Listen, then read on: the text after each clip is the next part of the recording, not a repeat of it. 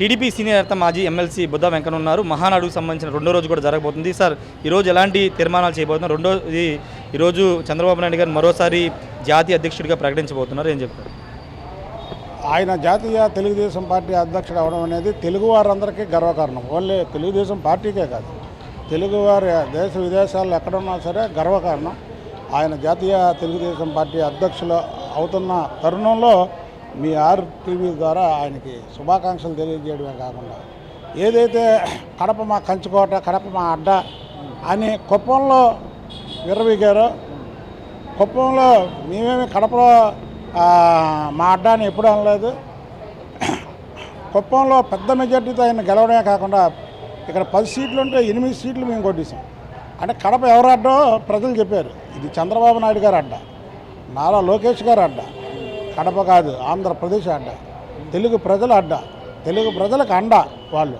కాబట్టి ఆయన జాతీయ తెలుగుదేశం పార్టీ అధ్యక్షులు ఆయన, అలాగే లోకేష్ బాబు గారు కూడా ఉన్నత పదవిలో ఇవాళ ఉండబోతున్నారని తెలుగుదేశం పార్టీ శ్రేణులు అందరం కూడా ఆశిస్తున్నాము.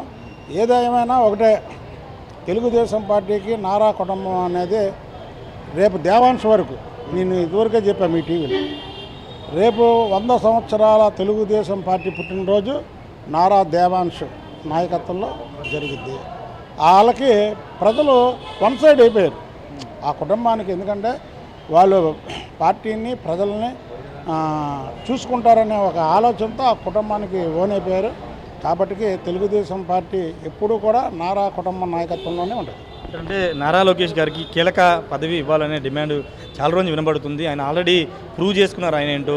ఇప్పుడు చంద్రబాబు గారు ప్రభుత్వం మీద ఫోకస్ ఎక్కువ పెట్టారు. ఇప్పుడు నారా లోకేష్ గారు బాధ్యతలు ఇస్తే బాగుంటుందని ఒక అభిప్రాయం వ్యక్తం చేస్తుంది. మీ పర్సనల్ ఒపీనియన్? తప్పకుండా ఇవ్వాలి.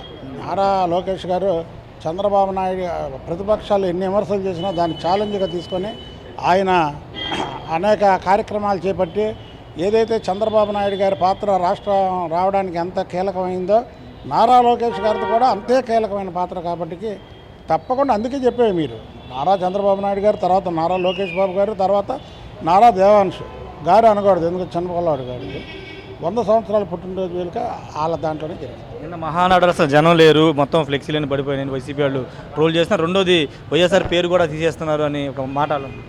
మహానాడికి జనం లేరా? అదే చెప్పాక, వాళ్ళకి మతి స్థిమితం తప్పి మహానాడికి మేము వెళ్ళాలంటేనే లోపలికి 2 గంటలు పట్టింది. ఇక వాళ్ళు లేరంటే ఒకసారి వచ్చి జగన్మోహన్ రెడ్డిని వచ్చి చూసుకోమని మహానాడు. జగన్మోహన్ రెడ్డి వచ్చి మహానాడులో చూసుకుంటే జగన్మోహన్ రెడ్డి లోపల రావడానికి ఎంతసేపు పట్టిద్దో చూసుకొని అప్పుడు కూడా మాట్లాడితే, ఒకళ్ళు ఇదే మాట మాట్లాడారనుకో వాళ్ళని ఎర్రగడ్డ పంపిణీ. ఫైనల్గా జగన్మోహన్ రెడ్డి మొన్న కామెంట్ చేశారు, లిక్కర్ స్కామ్లో మేమేం చేయలేదు, స్కామే జరగలేదు, విజయవాడలో నేను ఉంటాను, ఇక్కడే తాడేపల్లి ఉంటాను, అరెస్ట్ చేసుకుంటే చేసుకోండి అనే ఒక మాట. ఆయన లిక్కర్ స్కామ్లో ఆయన ఉన్నాడు, అరెస్ట్ తప్పకుండా జరిగిద్ది అనేది అతని ఆలోచన. కాబట్టి ముందే ఆ మాట అన్నాడు.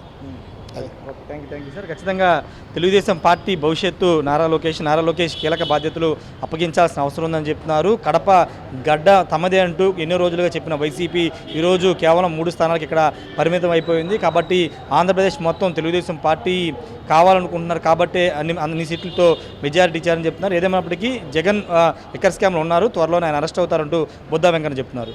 కెమెరా పర్సన్ సుధాకర్తో రాజేష్ RTV కడప నుండి. ఇండియా పాకిస్తాన్ ఉద్రిక్తతలపై లేటెస్ట్ అప్డేట్స్ కోసం డౌన్లోడ్ చేసుకోండి RTV లైవ్ యాప్.